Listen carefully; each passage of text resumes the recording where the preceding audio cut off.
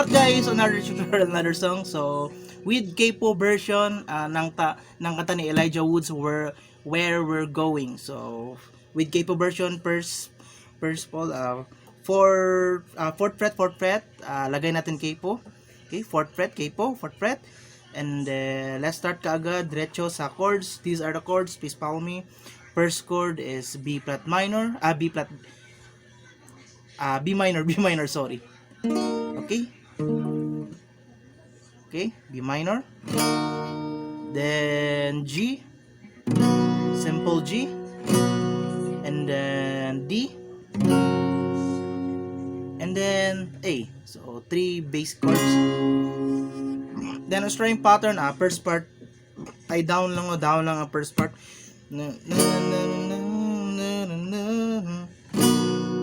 yan ang first part, string pattern. Down lang. And then second part ng string pattern ay ganito. Down, down, up, down, up, okay?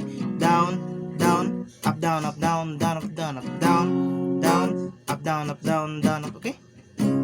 Down, up, down. So, timing lang, down, down, up, down, down.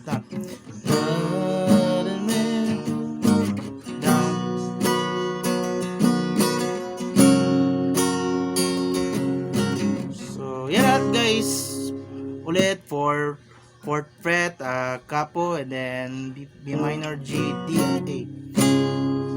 At meron pala tayong FB page, no, paki-follow na lang, no.